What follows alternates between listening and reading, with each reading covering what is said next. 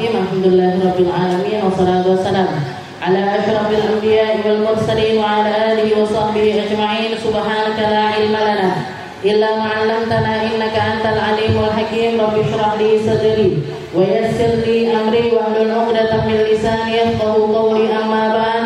Alhamdulillah ala ni'matil Islam, alhamdulillah ala ni'matil iman, wa kafa biha min ni'mah. Allahumma barik lana fi Rajab wa Sya'ban wa ballighna Ramadan wa ballighna Ramadan wa ballighna Ramadan wa a'inna 'ala siyam wal qiyam wa qira'atil Qur'an wa qanni'na bil yasir minal manam. Alhamdulillah, segala puji bagi Allah Subhanahu wa taala yang mengumpulkan kita, menjadikan kita hamba-hamba yang selalu dikasih kesempatan sama Allah untuk ngaji, dikasih kesempatan untuk bersalawat, dikasih kesempatan untuk menjalin tali dengan Nabi kita Nabi Muhammad sallallahu alaihi wasallam. Mugi-mugi yang kita lakukan ini diberkahi sama Allah. Mugi-mugi yang kita lakukan ini diistiqomahkan sama Allah. Dan mugi-mugi yang kita lakukan ini menjadi penyebab kita semuanya mendapatkan jatah syafaat dari Nabi kita Nabi Muhammad sallallahu alaihi wasallam. Dikasih kesempatan untuk ketemu Nabi di dunia sebelum akhirat. Dikasih anugerah untuk memimpikan baginda Nabi Muhammad sallallahu alaihi wasallam. Dikasih kesempatan untuk diselamatkan sama Nabi di hari akhirat nanti, dapat minum dari telaga Kautsarnya Nabi, dari tangan mulianya baginda kita Nabi Muhammad sallallahu alaihi wasallam. Dan ditambah lagi kita dapat kemuliaan, dikasih kesempatan kembali untuk masuk di salah satu bulan yang termulia, yaitu bulan Rajabnya Allah Subhanahu wa ta'ala. Kita sudah masuk bulan Rajab, Bu, nggak terasa. Kayak baru kemarin Ramadan, ternyata sudah Rajab lagi. Bariki Sya'ban, bariki Ramadan. Nggak terasa berlalu sudah 1 tahun dari umur kita. Nggak terasa sudah berlalu 1 tahun dari ibadah Ramadan kita yang kemarin. Sekarang waktunya kita untuk ngoreksi Ramadannya kita, ngoreksi waktu-waktu yang berlalu kemarin di hari-hari kita. Mana yang salah-salah, ayo dibenahin. Mana yang nggak benar, ayo dilurusin. Mana yang perlu untuk kita tambahi dari amal-amal kebaikan, ayo kita tambahkan. Karena bahkan Allah Subhanahu wa taala mengatakan, ala inna lillahi fi ayyami dahrikum nafahat ala fata'arradu laha. Katanya Allah taala, sesungguhnya Allah taala itu menyembunyikan banyak perkara-perkara indah di tempat-tempat tertentu. Ala inna lillahi fi ayyami dahrikum nafahat. Anugerahnya Allah taala itu per malam-malam itu beda-beda, Bu. Di setiap waktu-waktu itu berbeda.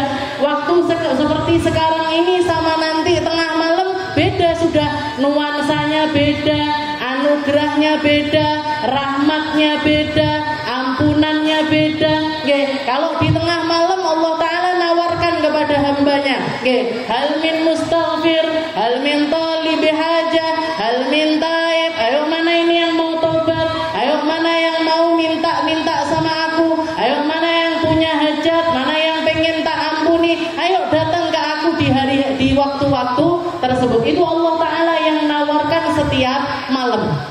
Tapi sayangnya banyak di antara kita sing pilih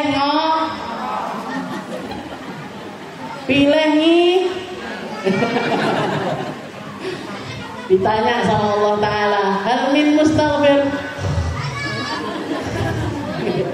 Ada yang minta hajat, saya ngiler Gusti. Jadi ini kebanyakan dari kita seperti itu. Padahal nggak bisa dibeli, Bu. Waktu-waktu tengah malam itu nggak bisa dibeli. Tawaran-tawaran dari Allah Ta'ala itu sangat-sangat kemuliaannya berlipat ganda dibandingkan waktu-waktu yang semacam ala lillahi fi ayyami dahrikum nafat ala fata'arradu laha. Katanya Allah Ta'ala, kalau kamu dengar anugerahnya Allah Ta'ala ini dibagikan lebih banyak, jangan sampai kamu nggak masuk di dalam golongan orang-orang yang rebutan dengan anugerah-anugerah tersebut. Orang-orang Orang-orang yang pengen khusyuk bisa dapat di hari-hari tersebut. Orang-orang yang pengen ketulusan hati bisa dia dapatkan di saat-saat tersebut. Orang-orang yang pengen diganti haliahnya, keadaan hatinya, keadaan pikirannya, tutur katanya, cara pandangnya, cara langkah kakinya dia, kalau pengen dirubah sama Allah Ta'ala, cari di waktu Allah Ta'ala ini menawarkan berbagai macam anugerahnya kepada kita. Termasuk diantaranya adalah bulan Rajab ini. Salah satu min ashhuril hurum, salah satu bulan yang diharamkan sama Allah, salah satu bulan yang dimuliakan sama Allah Ta'ala, dan kemuliaannya ini bahkan sudah ada semenjak sebelum terutusnya Nabi kita Nabi Muhammad Sallallahu Alaihi Wasallam. Para ulama menceritakan dulu bu, orang-orang jahiliyah yang sebelum Nabi Muhammad ini diangkat menjadi seorang nabi, kalau sudah masuk bulan haram, Rajab, Muharram, Dzulqa'dah, Dzulhijjah, 4 bulan di setiap tahunnya ini, mereka walaupun misalkan mereka punya dendam yang luar biasa di dalam hatinya, anaknya terbunuh, dia mau balas untuk bunuh si pembunuh tersebut, tapi kalau sudah masuk bulan haram, mereka memilih untuk menanggalkan pedangnya. Mereka memilih untuk ngempet untuk nggak sampai terjadi pertumpahan darah, ngempet untuk nggak sampai terjadi hal-hal yang dimurkai sama Allah Subhanahu wa Ta'ala.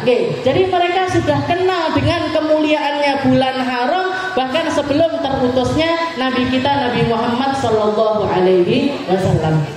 Jadi sudah tahu kalau ini adalah bulan mulia.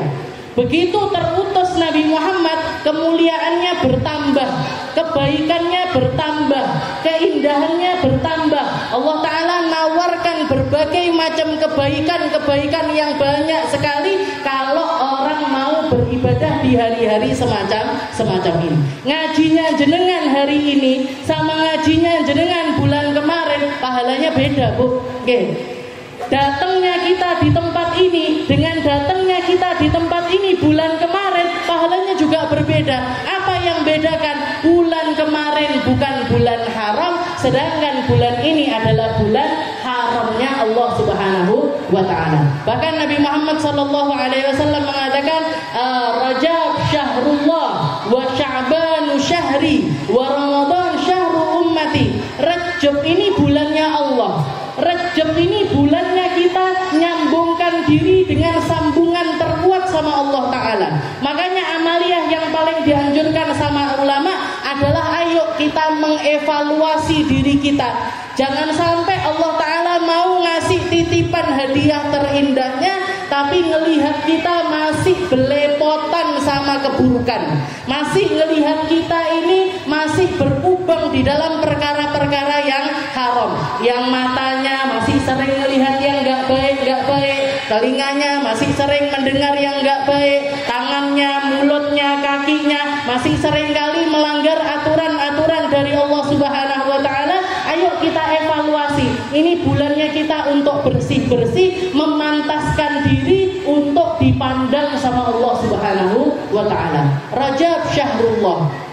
Nanti kalau orang sudah bersih di bulan Rajab, masuk ke bulan Sya'ban, dia waktunya untuk depel sama Nabi Muhammad Sallallahu Alaihi Wasallam. Makanya dikatakan wa Sya'ban syahri. Sya'ban itu bulannya Nabi Muhammad. Sya'ban itu kalau kita mau caper sama Nabi, itu waktunya di bulan Sya'ban. Rajab ini kita nyari ngevaluasi diri, ini mana ini? Yang kotor-kotor dari saya ayo dibersihkan. Yang jelek-jelek ayo kita diumbah. Istilahnya kita cuci, biar kita ini datengin Nabi dalam keadaan indah. Nabi Muhammad itu manusia terindah, manusia paling wangi, tutur katanya paling baik, sorot matanya paling indah, langkah kakinya langkah kaki terindah, tangannya kalau batang adalah tangan yang terhalus. Kalau misalkan kita mau deketin Nabi, yo harus memantaskan diri kita agar didekati sama Rasulullah Sallallahu Alaihi Wasallam. Jangan sampai masih kotor kita sudah deketin Nabi. Dan nanti kalau orang Rajabnya baik, Sya'bannya baik, sudah dapat pandangan dari Allah, dapat pandangan dari Rasulullah Sallallahu Alaihi Wasallam, maka dia sudah mampu atau sudah pantas masuk ke dalam bulan Ramadan sebagai seseorang yang siap dikasih perkara-perkara yang indah dari Allah. Makanya dikatakan wa Ramadan syahrul ummati. Ramadan itu bulannya umatku. Apa yang mereka inginkan mereka bisa dapatkan di Ramadan. Apa yang menjadi tujuan kehidupan mereka bisa mereka dapatkan lewat Ramadan. Apa yang akan memantaskan dia untuk masuk ke dalam surganya Allah Ta'ala, dia bisa dapatkan itu kalau mereka serius di dalam menghadapi bulan Ramadan. Makanya Ramadan ini kita sambut dengan persiapan-persiapan yang matang. Dengan persiapan-persiapan yang matang. Salah satu guru saya, gurunya guru saya bahkan, Habib Zain bin Semit itu beliau mengatakan tentang 3 bulan ini, Rajab syahrut takhalli, wa Sya'ban syahrut tahalli, wa Ramadan syahrut tajalli. Jadi yang apa maksudnya? Rajab ini bulannya tahalli. Tahalli itu waktunya bersih-bersih. Kayak orang kalau mau jadi manten, sebelum persiapan jadi kemanten, adus napa mboten kira-kira? Adus, luluran, sepa, maskeran, gitu. Keleke dikerit, weneh. Jadi apa yang kerentil-kerentil rambut saya kok tipis dikasih obat-obat biar bagus. Bulu mata saya kok kurang ini, dilentikin. Ini pipi saya kok gini. Persiapan bersih-bersih. Jadi syahrut tahalli, Rajab ini waktunya kita bersih-bersih. Nanti Sya'ban syahrut tahalli, waktunya kita dandan. Manten itu waktunya nyari baju yang terbaik, waktunya perhiasan yang terbaik, make up yang terbaik, nanti tempat dia pelaminannya yang terbaik, dekorasinya yang terbaik dan lain sebagainya, itu dipersiapkan di bulan Sya'ban. Nanti kalau sudah melewati 2 tahap ini, wa Ramadan syahrut tajalli, dia sudah pantas untuk bersanding sama Allah Subhanahu wa Ta'ala. Bisa ini Bu nyambung. Kalau orang persiapan dari Rajab Sya'ban, maka Ramadan ini dia sudah punya kenikmatan di dalam dirinya, punya rasa yang dirasakan sama orang-orang mulia di dalam kemuliaannya Ramadan. Nabi Muhammad kan seringkali mengatakan, "Lau araftum ma fi Ramadan." Kalau kalian tahu apa yang ada di dalam bulan Ramadan, kalian akan mengharap setahun penuh itu semuanya adalah Ramadan. Kalian akan mengharap setahun penuh Ramadan. Jadi coba kita sekarang ngomong sama diri kita sendiri. Siap enggak Bu kalau misalkan setahun penuh Ramadan jenengan siap nama mboten? Kok meneng kabeh? Yang dipikiran, aduh, poso mendino saya berarti. Aduh, terawih mendino iki berarti. Ya Allah, ya ibu-ibu nyiapkan sahur mendino berarti. Nyiapkan sahur, nyiapin buka. Aduh, padahal Ramadan itu pengeluarannya paling banyak itu. Ramadan ini waktunya keluar duit kayaknya puasa, tapi keluar duitnya itu berkali-kali lipat dibandingkan kalau enggak puasa. Heran aslinya. Sebenarnya itu heran. Tapi katanya Nabi, "Lau araftum ma fi Ramadan," kalau kalian tahu apa yang ada di dalam Ramadan, yang tentang perkara yang Allah Ta'ala anugerahkan kepada hambanya, kalian akan menginginkan setahun penuh itu jadi bulan Ramadan. Kalau kita masih belum punya rasa, ketika dengar perkataannya Nabi itu di dalam hati nggak ada tak, ya Allah, dah neo enak-enak bendino Ramadan. Ya Allah, indahnya kalau setiap hari itu adalah bulan Ramadan. Berarti masih jauh Bu perjalanan kita untuk bersanding dengan Allah Subhanahu wa Ta'ala. Hadiah-hadiah yang Allah Ta'ala titipkan sama orang-orang mulia itu berarti belum dititipkan di dalam diri kita, berarti belum ada di dalam hati kita, berarti masih perlu untuk kita cari, masih perlu untuk kita usahakan, masih perlu kita untuk bersusah payah mencari rasa-rasa tersebut, rasa-rasa yang Allah Ta'ala anugerahkan kepada nabinya, yang Allah Ta'ala anugerahkan kepada para rasulnya, yang Allah Ta'ala anugerahkan kepada hamba-hamba mulia, yang mereka itu punya dzauq sama Allah Ta'ala, punya rasa sama Allah Allah. Salah satu wali perempuan, Sayyidah Rabi'atul Adawiyah, beliau mengatakan selama 40 tahun hidupku gak ada sesuatu yang bikin saya sumpek kecuali tulu'ul fajar, kecuali datangnya waktu subuh. Kenapa? Karena di saat subuh terjadi, ketika datang waktu subuh, terputuskah waktuku untuk bermunajat dengan berdua-duaan dengan Allah Subhanahu wa Ta'ala. Dan perjalanan kita ke sana masih jauh. Ada juga seorang ulama yang bahkan kayak Imam Syafi'i misalkan, beliau itu kalau masuk bulan Ramadan, Bu, minimal hatam sehari itu 2 kali.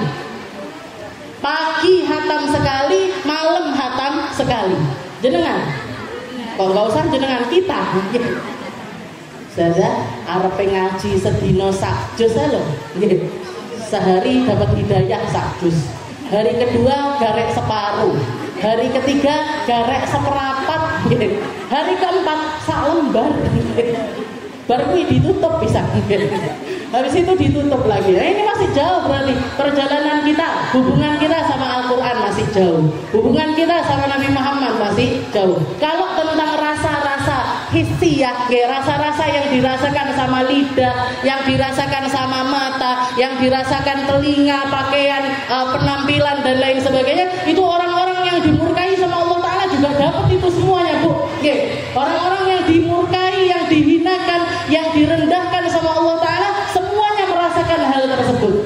Fir'aun itu tahu mana yang makanan enak, mana makanan yang tidak enak, mana minuman yang lezat, mana minuman yang enggak lezat, mana tempat tidur ternyaman, mana kendaraan terindah, mana pakaian yang terindah, tahu dia rasanya, dan mengalami itu semuanya. Jadi kalau misalkan kita dengan datangnya bulan Ramadan ini yang kita cari cuman tentang rasanya makanan, rasanya pendengaran, rasanya penglihatan, rasanya penampilan, itu nggak ada bedanya sama mereka-mereka yang dimurkai sama Allah Ta'ala. Makanya ayo kita siap-siap Rajab, Sya'ban ini jangan sampai tujuan kita tentang hal yang semacam ini. Ya Allah, saya pengen punya rasa khusyuk di dalam hati saya. Ya Allah, saya pengen punya kerinduan sama Nabi Muhammad dengan rindu yang sebenar-benarnya. Ya Allah, saya pengen punya lisan yang baik kayak lisannya orang-orang mulia. Ya Allah, saya pengen mata saya ini dianugerahi untuk memandang mereka-mereka yang mulia dan dimuliakan sama Allah Subhanahu wa Ta'ala. Jenengan apa nggak pengen ngelihat Ka'bah? Jenengan apa nggak pengen ziarah ke makamnya Nabi Muhammad? Jenengan apa nggak pengen untuk ketemu tempat-tempat mulia yang dimuliakan sama Allah Ta'ala? Maka kita perlu bersihkan mata kita, perlu bersihkan hati kita, perlu bersihkan pikiran kita, perlu bersihkan harta kita agar dipantaskan oleh Allah Ta'ala untuk menikmati setiap kenikmatan-kenikmatan indah yang Allah Ta'ala titipkan sama orang-orang mulia. Makanya salah satu doa yang diajarkan sama Nabi Muhammad SAW, kalau sudah ketemu bulan Rajab semacam ini, beliau minta sama Allah Ta'ala, Allahumma barik lana fi Rajab wa Sya'ban. Allahumma barik lana fi Rajab wa Sya'ban. Ya Allah, berkahi Rajab kami, berkahi Sya'ban kami. Berkahi Rajab kami ya Allah, berkahi Sya'ban kami. Wa balighna Ramadan. Kalau sudah 2 bulan ini jenengan berkahi ya Allah, kasih saya panjang umur agar saya ketemu nanti sama bulan Ramadan. Nabi Muhammad itu nggak pernah minta panjang umur, Bu. Makanya umurnya Nabi itu juga nggak panjang. Beliau meninggal di usia 60 tahun kalau usia Masehi. Berusia 63 tahun kalau pakai usia Hijriah. Orang umur 60 tahun ini kira-kira tua banget loh mboten? Enggak. Saya lihat abah saya meninggal umur 60 tahun. Saya lihatnya masih gagah, masih sehat. Bahkan seminggu sebelum beliau meninggal masih sempat takziah, nyolati jenazah, jadi imam, bahkan ngantarkan ke kuburan. Saya masih ingat sekali setelah beliau takziah itu pulang ke rumah sambil ngomel-ngomel. Kayak gini loh orang zaman sekarang ini, nggak ngerti pahalanya yang dikasih sama Allah Ta'ala itu besar sekali untuk orang-orang yang ngantarkan jenazah sampai ke kuburan. Ini sudah sedikit ini laki-laki di istilahnya orang laki di zaman kita ini yang kalau kedengeran orang meninggal itu cepet-cepet berangkat. Kalau nggak deket sekali, kalau bukan temennya, kalau bukan saudaranya, nggih, oh anak wong meninggal, oh meninggal. Ngono tok Mas. Nggih, dengar kabar, oh innalillahi wa inna ilaihi raji'un. Nggih, baru nanti kalau datang undangan tahlilan lagi teko. Nggih. Oh enak berkatane nggih. 3 dino, 7 dino, 40 hari baru dia datang, harus pakai undangan. Nggih. Abah saya itu Bu seminggu sebelum beliau meninggal itu ngantarkan jenazah. Pulang padahal nggak terlalu dekat dan tempatnya jauh, naik motor. Habis selesai pulang Jumatan beliau berangkat, nggih, rumah saya kampung dalam, beliau berangkat ke daerah, nggih, agak jauh. Jadi saya kurang ngerti nggih nama-nama daerah ini kurang ngerti. Jadi agak jauh. Beliau berangkat yo nyolati, ya apa namanya sampai ngantarkan ke kuburan. Itu yang saya ingat, pulang ke rumah itu ngomel-ngomel. Apa nggak tahu Nabi Muhammad itu loh bahkan mengatakan pahalanya orang ngantarkan jenazah itu sak gunung Uhud. Pasti ditambahin lagi sama beliau, sak gunung Uhud itu gede loh. Oke. Gunung Uhud itu gunung yang besar sekali. Berarti kita dapat pahala sebesar itu, tapi banyak orang melewatkan hal tersebut begitu saja. Gak ngerti kalau seminggu kemudian beliau yang nyusul masuk ke liang lahat. Oke. Ini. Jadi saya lihat abah saya umur 60 tahun itu meninggal nggak tua-tua banget. Berarti saya punya gambaran, berarti Rasulullah ini umur 60 meninggal ini berarti ya enggak tua beliau itu. Oke, bahkan dikisahkan di akhir-akhir usianya beliau itu masih sempat lomba lari sama Sayyidah Aisyah. Lomba lari Bu, umur hampir 60 tahun itu lomba lari. Sayyidah Aisyah umurnya mungkin masih di awal 20 tahunan. Oke, lomba lari sama Rasulullah. Dulu manten baru waktu masih manten baru lomba lari sama Nabi, Sayyidah Aisyah yang menang. Oke, ketika beliau usia senja, lomba lari lagi sama Sayyidah Aisyah, Rasulullah yang menang. Oke, berarti apa? Fisiknya masih sangat kuat sekali. Jadi beliau nggak pernah minta panjang umur. Makanya nggak dipanjangkan umurnya sama Allah Taala. Tapi kalau sudah ketemu bulan Rejab, ketemu bulan Sya'ban, beliau minta dipanjangkan umurnya. Nggak minta sampai tahun depannya nggak minta sampai 2 tahun kemudian nggak minta sampai 3 tahun kemudian nggak. Tapi beliau minta Allahumma barik lana fi Rajab wa Sya'ban wa ballighna Ramadan. Ya Allah berkahi Rajab saya, berkahi Sya'ban saya, panjangkan umur saya biar ketemu sama Ramadan.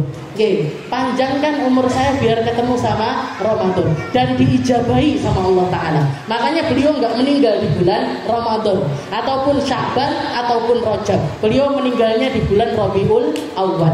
Oke, beliau meninggalnya di bulan Rabiul Awal, diijabah sama Allah Ta'ala. Oke, ini beliau minta dipanjang, ya Allah, ini bulan mulia Rajab, berkahi Rajab saya ya Allah. Nanti Sya'ban, berkahi Sya'ban saya ya Allah. Ramadan, ini waktu yang sangat istimewa. Sampaikan saya untuk bisa menikmati setiap ibadah yang engkau anjurkan untuk dilakukan selama bulan Ramadan. Ini yang ditirukan sama orang-orang sampai zaman sekarang ini. Makanya masjid-masjid kalau sudah masuk Rajab ditambahi gitu. Dungane mau habis azan itu ditambahi pujian-pujiannya. Allahumma barik lana fi Rajab wa Sya'ban wa ballighna Ramadan. Allahumma barik lana fi Rajab wa Sya'ban wa ballighna Ramadan.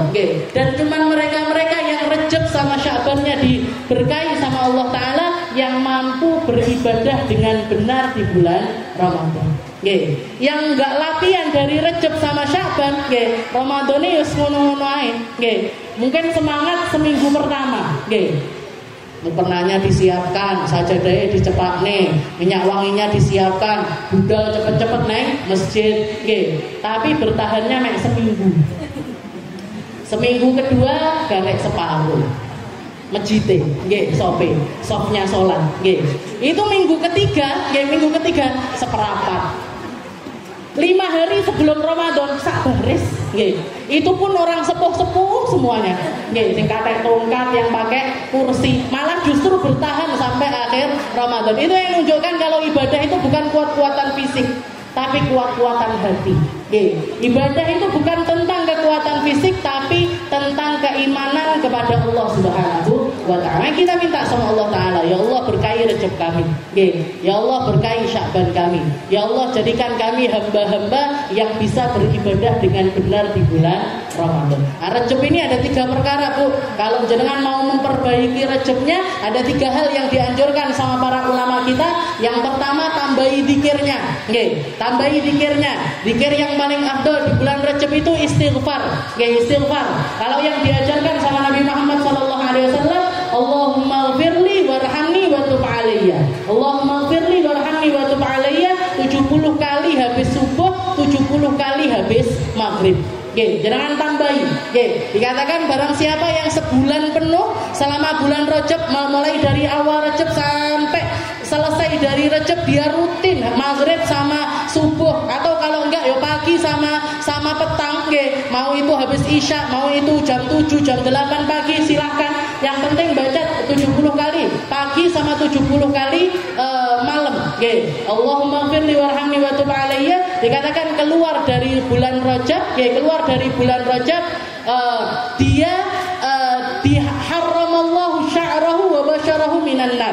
Allah Ta'ala mengharamkan rambut serta kulitnya untuk tersentuh api neraka. Oke, jadi 30 hari, ya 30 hari dia rutin baca ini 70 kali pagi sama 70 kali sore hari. Allah Ta'ala mengharamkan badan orang tersebut untuk tersentuh api neraka. Itu yang pertama. Oke. Lalu yang kedua, oke, perbanyak puasa. Oke, puasa. Awal Rajab kalau bisa puasa. Oke. Kalau sudah berlalu ya sudah, nanti Senin puasa, Kamis puasa. Senin puasa, Kamis puasa. Kalau pengen nambahi lagi, tambahi ayamul bid. Oke. 13, 14, 15 dari bulan Rajab. Kalau pengen ditambahi lagi, ya kalau pengen ditambahi lagi, Kamis, Jumat, Sabtu. Oke, Kamis, Jumat, Sabtu di bulan Rajab, ya di bulan haram itu kalau orang puasa 3 hari, Kamis, Jumat sama Sabtu berturut-turut, okay. Jadi nggak boleh dipotong salah satu, okay. Jika Sabtu netok, jika Jumat netok nggak boleh, okay. Karena kalau 3 hari ini harus nyambung. Seperti yang dikatakan sama Nabi ketika melihat salah satu istrinya puasa hari Jumat. Ditanya sama Nabi, kemarin kamu puasa apa enggak? Enggak. Besok pengen puasa apa enggak? Enggak. Kalau gitu batalin. Okay. Ini nunjukkan kalau 3 hari ini, ya puasa Kamis. Kalau Kamis tok enggak apa-apa, tapi kalau Jumat ini harus nyambung sama sebelumnya atau dengan sesudahnya. Kalau enggak, hukumnya menjadi sesuatu yang makruh. Jadi sesuatu yang makruh, lebih baik enggak dilakukan. Nah, ini nyambung dengan puasa Kamis, Jumat, Sabtu. Dikatakan itu pahalanya seperti seperti seseorang yang berpuasa selama 70 tahun. Selama 70 tahun puasa. Nah, itu pahalanya kalau kita puasa di bulan-bulan haram. Dan bulan haram juga Rasulullah juga mengatakan barang siapa puasa sehari di bulan Rajab, sehari di bulan haram, itu sama kayak orang puasa, pahalanya kayak orang puasa 30 hari. Sehari kayak puasa 30 hari. 2 hari kayak puasa 60 hari. 3 hari seperti orang puasa 90 hari. Nah, kalau kita puasanya Kamis, Jumat, Sabtu kayak orang puasa 70 tahun. Kita umur aja belum tentu nyampe 70 tahun. Tapi puasa 3 hari bisa kayak orang puasa 70 tahun. Hadisnya apa Ustazah dengan golek dewi. Saya baca ini di dalam kitab Kanzun Najah, di kitab Fadhailul A'mal dan lain sebagainya ada. Hal-hal yang semacam ini dianjurkan sama para ulama kita turun. Kalau ada orang mengatakan hadisnya doif, mendingan saya ngamalin hadis doif ketimbang ndak ngamal belas. Apa betul? Mendingan saya ngamalin sama hadis-hadis doif semacam ini, dan di mazhabnya Imam Syafi'i kalau tentang hadis doif nih, hadis yang lemah semacam ini, kalau dilakukan di dalam Fadhailul Amal sah-sah saja. Yang nggak bisa dipakai, hadis doif itu nggak bisa dipakai untuk mengharamkan atau mewajibkan sesuatu. Kalah sama hadis-hadis yang lebih kuat. Tapi kalau untuk Fadhailul Amal semacam ini boleh, silahkan jenengan pakai. Jadi itu yang pertama, zikirnya ditambahi. Setelah itu puasa. Terutamanya lagi lek sik duwe utang poso Ramadan. Masih punya apa enggak kira-kira utang Ramadan ini? Diam ini tanda-tanda. Diam itu tanda-tanda saja sik duwe utang. Ya sudah, jenengan qodoi mumpung masih bulan Rejab. Karena ini sudah lampu hijau. Nanti Syaban lampu kuning, Bu. Masuk Ramadan lampu merah itu. Nggih, wis entek waktunya kita untuk ngodoi puasa Ramadan. Nggih, puasanya ditambahi. Nggih. Jadi zikirnya ditambahi, nggih, puasanya juga kita tambahi, dan yang ketiga adalah tambahi amaliyah ibadah malam. Oke, karena ibadah malam itu nggak pernah sama ibadah siang.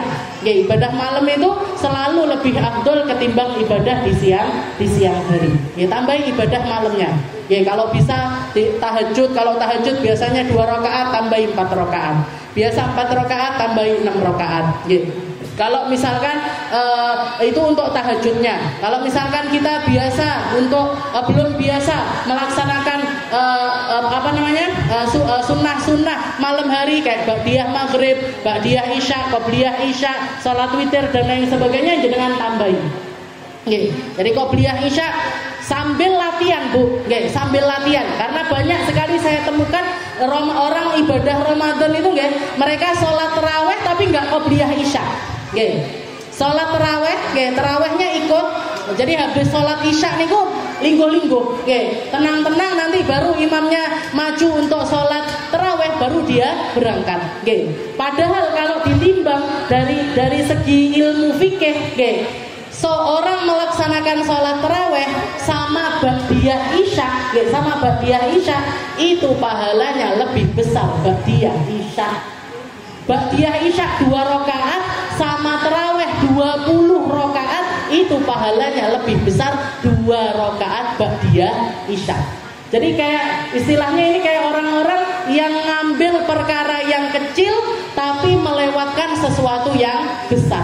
Oke, kayak orang yang milih untuk ngambil sesuatu yang kerendil-kerendil, yang remeh-remeh, sesuatu yang besarnya dia tinggalkan. Oke, jadi sambil latihan. Oke, Ba'diyah, kenapa kok seperti itu pahalanya? Karena kedudukannya Ba'diyah isya itu adalah salat sunnah muakkadah. Oke, salat sunnah muakkadah. Ini salat sunnah paling afdal setelah salat wajib. Oke, ba'diyah isya, qobliyah subuh, qobliyah duhur, ba'diyah duhur, oke, ba'diyah maghrib, ba'diyah isya. Nah, itu adalah salat-salat sunnah yang sampai dijuluki dikasih nama sama para ulama salat sunnah rawatib muakkadah. Kenapa kok dikatakan seperti itu? Karena bahkan Nabi Muhammad nggak pernah meninggalkannya la fis safar wala fil hadar. Lagi di rumah atau bepergian selalu dilakukan sama Nabi. Jadi kalau jenengan mau nambahi sholat sunnah, maka tambahilah sholat sunnah rawatib dulu. Qobliyah subuh yang dikatakan pahalanya khairun minad dunya wa ma fiha, lebih baik daripada dunia seisinya. Qobliyah duhur 2, ba'diyah duhur 2. Habis itu ba'diyah maghrib, ba'diyah isya. Ba'diyah maghrib, ba'diyah isya itu pahalanya paling besar. Nah, ditambahi. Habis itu tambahi apa lagi? Tambahi witir. Witir. Minimalnya witir 1 rakaat. Minimalnya witir itu 1 rakaat. Tapi makruh kalau rutin 1 rakaat terus. Melirit banget. Witir 1 rakaat. Setiap hari lagi. Kalau mau keluar dari kemakruhan berapa? 3. 3 rakaat. Ini yang paling umum. Orang witir biasanya 3 rakaat. Nah, setelah itu kalau pengen nambahi lagi 5, pengen nambahi lagi 7, pengen nambahi lagi 9, pengen nambahi lagi 11. Nah, maksimal adalah 11. Rasulullah mengatakan man lam yutir falaisa minna. Orang yang enggak witir bukan golongan kami. Makanya di mazhabnya Imam Malik mengatakan sholat sunnah witir itu wajib hukumnya. Di mazhabnya Imam Syafi'i hukumnya sunnah, tapi di mazhabnya Imam Malik hukumnya adalah wajib. Kenapa? Karena Rasulullah mengatakan malam yutir falaisa minna. Yang enggak witir itu golongannya Nabi. Nah, kalau jenengan latihannya itu tadi, 3 rakaat lah, jangan dimulai dari 1 rakaat, kemeliritan ini. Jadi jenengan langsung 3. Caranya terserah. Mau 3 rakaat langsung boleh, mau dipotong 2, habis itu 1. Seperti orang Nahdiyin pada umumnya juga silahkan. Yang penting ojo tukaran. Jangan sing disambung, sing enggak disambung, tukaran bangah bab kuwi waleh. Jadi terserah, jenengan mau langsung 3 rakaat atau atau 2 rakaat dipotong setelah itu ditambahi 1 juga silakan. Yang sudah rutin witirnya tambahi. Oke, 3, 5, 7, 9 sampai 11. Setelah itu ibadah malam yang juga sangat penting sekali adalah usahakan untuk sholat isya berjamaah sama subuhnya juga berjamaah. Oke, sholat isyanya kondisikan untuk berjamaah, subuhnya juga berjamaah. Katanya Nabi, barang siapa yang sholat isya berjamaah, bakaan nama qomanis fullail, kayak orang dia dapat pahala kayak orang yang sholat setengah malam. Oke, setengah malam dia sholat. Kalau yang ditambahi disempurnakan subuhnya berjamaah, bakaan nama qomal lail kullah, pahalanya kayak orang sholat sepanjang malam.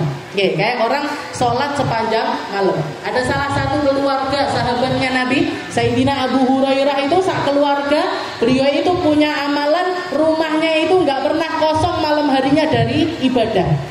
Beliau, istrinya sama anaknya ini gantian, gantian.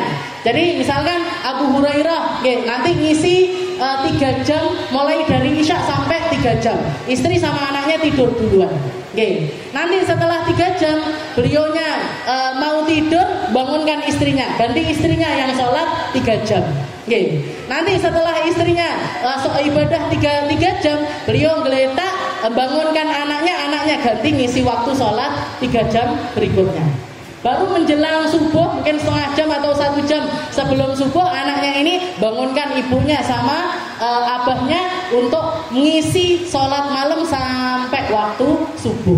Habis waktu subuh berangkat ke masjidnya Nabi bersama-sama. Jangan bayangkan indahnya punya keluarga yang semacam itu, diamalkan bertahun-tahun sama sahabat-sahabatnya Rasulullah, terutamanya adalah Sayyidina Abu Hurairah. Makanya kita minta ini 3 ini, kalau mau nambahi ibadah Rejabnya, zikirnya ditambahi, puasanya ditambahi, puasa ini ditambahi juga biar jenengan nggak kaget nanti Ramadan. Biasanya sing lemes-lemes hari pertama kedua Ramadan berarti tidak poso Rejab karo Sya'ban. Hari pertama harus terkapar. Ora iso obah, ora iso omong, dijak ngobrol geliling. Nah ini mesti tidak poso iki Rejabnya karo Sya'ban. Nah, latihan, dilatih Rejabnya, Sya'bannya, biar Ramadan kita ini kita sudah siap secara zahir dan juga batin. Seperti itu. Memang ngaji opo kok malah ngeten. Kita lanjutkan sedikit biar tetap nambah ilmunya dari kitab Aqidatul Awam. Ila an qala al-mu'allif rahimahullahu taala wa nafa'ana bi ulumi fid dharain amin. Ila an qala sifatullahil qudrah wal iradah. Bulan yang lalu kita bahas tentang sifat-sifatnya Allah Ta'ala yang 20. Kita sudah bahas tentang sifat kudrahnya Allah, sifat mampunya Allah Ta'ala, sifat menentukannya Allah Subhanahu Wa Ta'ala, bahwasanya Allah Ta'ala ini yang membuat segala, yang menciptakan segala sesuatu, yang merawat segala sesuatu, dan yang maha mampu di dalam menghandle segala sesuatu. Allah Ta'ala menciptakannya dan mampu di dalam menciptakannya, mampu di dalam merawatnya, mampu di dalam menakdirkan setiap takdir-takdir yang berlaku atas setiap apa yang Allah Ta'ala ciptakan. Fil barri wa fil bahar, baik itu makhluk darat ataupun makhluk laut ataupun makhluk yang ada di alam semesta sana, di atas langit dan lain sebagainya, semuanya ada di dalam kekuasaannya Allah Subhanahu wa Ta'ala. Bahkan yang wajib menjadi keyakinan kita, bahkan tidak ada satu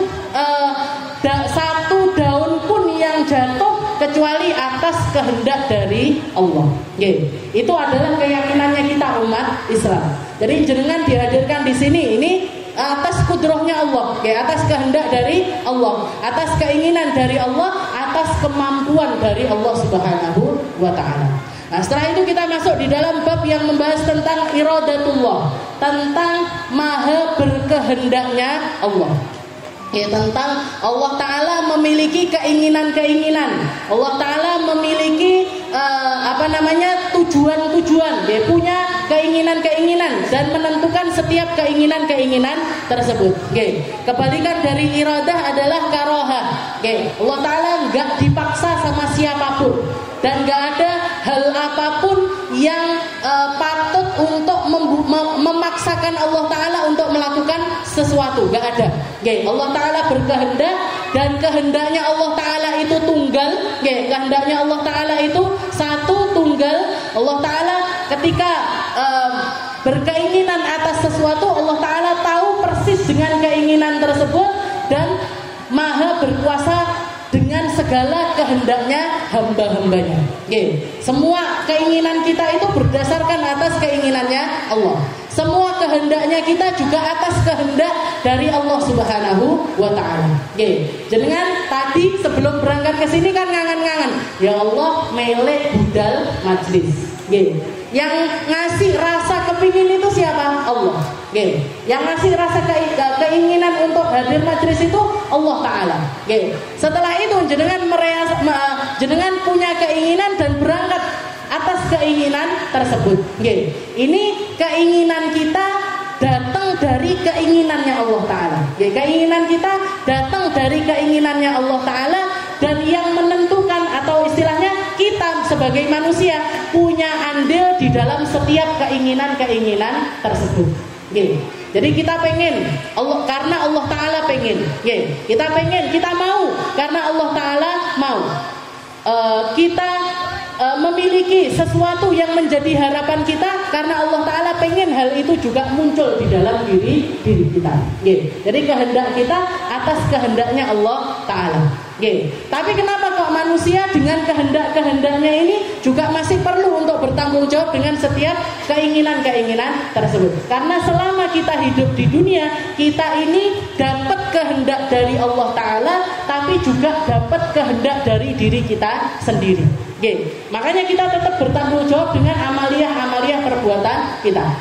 Kalau jenengan istilahnya gampangnya gini, banyak orang nganggep kan semuanya sudah ditakdir sama Allah, semuanya sudah ditentukan sama Allah Ta'ala, berarti aku maksiat yo, berarti karena Allah Ta'ala pengen aku bermaksiat. Ya enggak gitu ceritanya.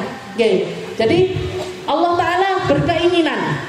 Setelah itu memunculkan keinginan itu di dalam diri kita, dan kita dapat porsi kehendak di dalam kehendak kita.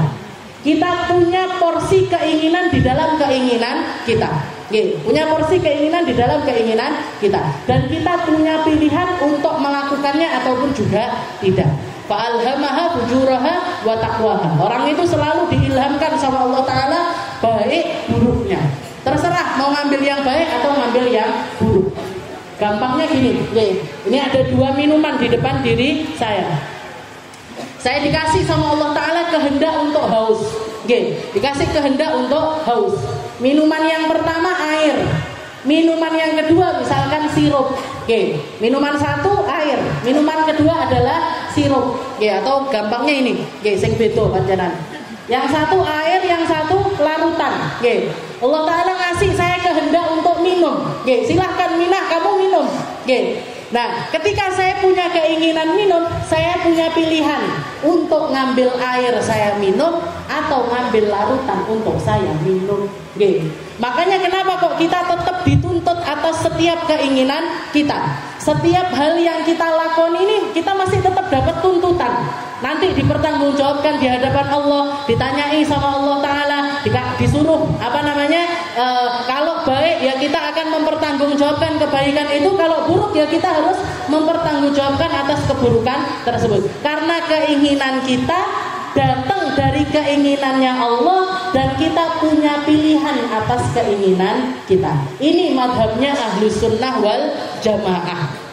Yang keluar dari sisi satu yang ekstrim namanya Jabariyah, keluar juga dari satu kubu yang lainnya lagi namanya adalah Qadariyah. Jadi di dalam madhab akidah ini tentang iradatullah ini ada sebelum madhabnya Asy'ariyah, Al-Maturidiyah seperti yang kita pakai Ahlus Sunnah wal Jamaah, ada kelompok manusia yang punya di dalam mensikapi iradatullah ini pakai madhab Jabariyah. Jabariyah itu apa? Semuanya dari Allah. Semuanya dari Allah.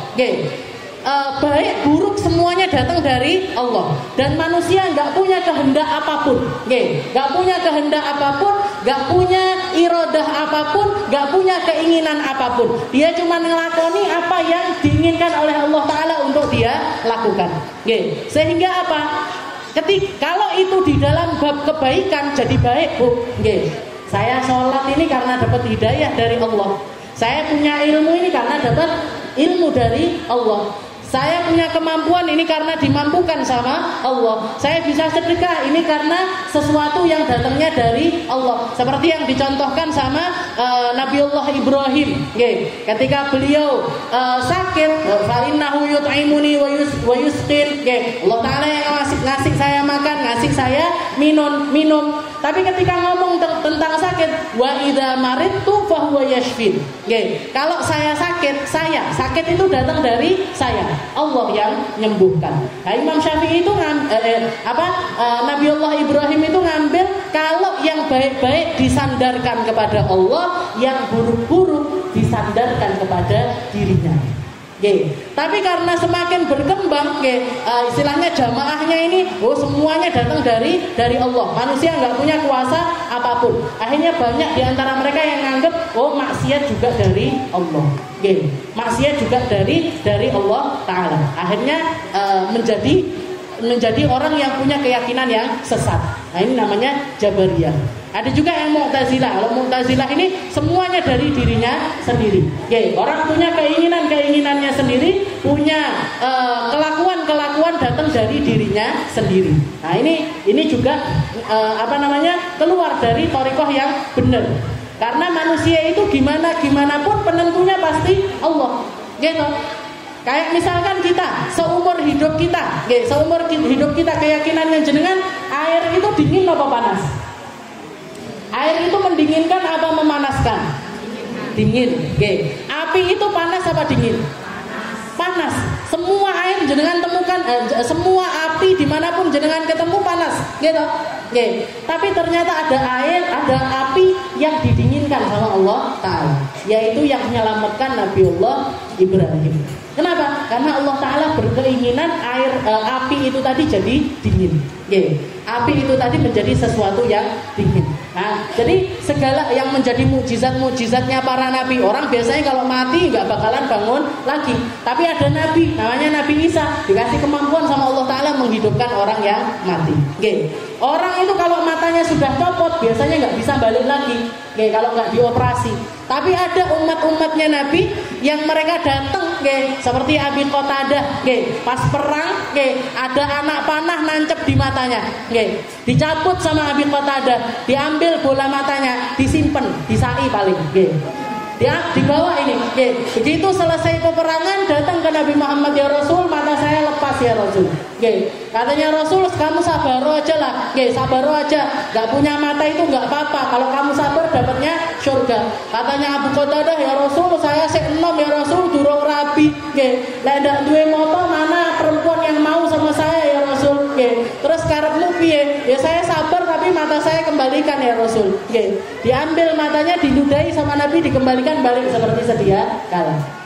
Tangan sahabat yang tangannya lepas, jadi kepotong tangannya tinggal separuh. Waktu perang malah bikin nggak nyaman, diinjek sekalian, dipatahkan, dicopot sekalian. Habis itu dipegang selama peperangan. Selesai perang datang ke Nabi, ya Rasul, tangan saya lepas. Didoni sama Nabi, dibalik asal. Ini apa berarti? Nah, ini kehendak. Allah Ta'ala berkehendak kalau sesuatu yang lepas itu biasanya nggak bisa nyambung. Tapi Nabi Muhammad dikasih kehendak, dikasih kemampuan, atas kemampuan dari Allah Ta'ala untuk mengembalikan itu semua. Ini yang harus jadi keyakinannya kita umat Islam. Jadi jangan dikit-dikit khurafat, dikit-dikit halah sesuatu yang sesat, gak mungkin, logikanya gak nyampe dan lain sebagainya. Kalau semuanya dipakai seperti itu, Bu, nabi-nabi, para rasul, kita akhirnya gak percaya sama semua mukjizat tersebut. Jadi tetap ada batasnya di dalam. Nah, muncullah setelah madhab Jabariyah sama Mu'tazilah ini keluar namanya Ahlus Sunnah wal Jamaah, Al Asy'ariyah, Al Maturidiyah, yang ada di tengah-tengah. iradah, kehendak, itu semuanya kehendak dari Allah Ta'ala. Tapi ketika Allah Ta'ala berkehendak, Allah Ta'ala memunculkan kehendak juga atas diri kita, dan kita ada porsi di dalam menentukan setiap keinginan-keinginan kita. Oke, gampangnya Allah Ta'ala itu sudah tahu. Dengan takdir kita semuanya Allah Ta'ala sudah tahu. Layaknya seorang guru yang tahu persis dengan muridnya. Ini muridku yang pinter-pinter, ini muridku yang males-males, ini muridku yang rodok angel pahami. Ini yang pinter-pinter paling nanti ujian nilainya 90, 100. Yang tengah-tengah mungkin nilainya 80. Yang kesat-kesat ya paling nilainya 10, 20. Sudah tahu ini guru-guru, tapi tetap bikin ujian, tetap bikin soal. Nanti yang menentukan nilainya ada andil dari usaha masing-masing dari murid tersebut. Kita pun juga seperti itu. Allah Ta'ala sudah tahu dengan kita nanti gimana, kita nanti seperti apa, jalan hidupnya kita ke depannya itu seperti apa, semuanya sudah Allah Ta'ala ketahui. Tapi setiap dari kita punya tanggung jawab atas amaliyah-amaliyah yang kita lakukan.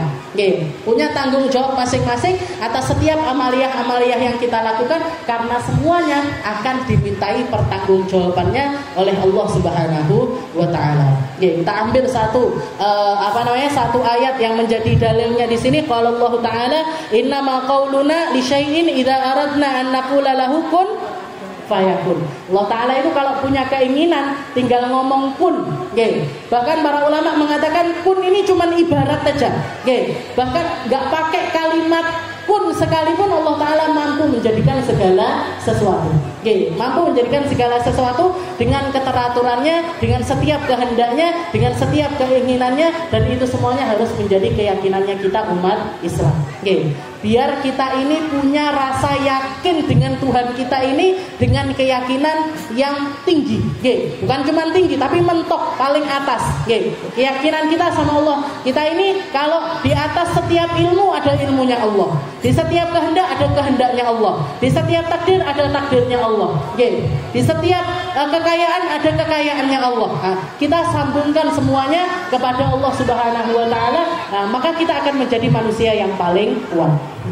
Itu adalah sifat Allah al-iradah, dan insyaallah bulan depan kita masuk ke dalam ilmullah wal haya was sama wal basar, sampai kepada sifat-sifat Allah Ta'ala yang 20 yang lainnya. Wallahu a'lam bishawab.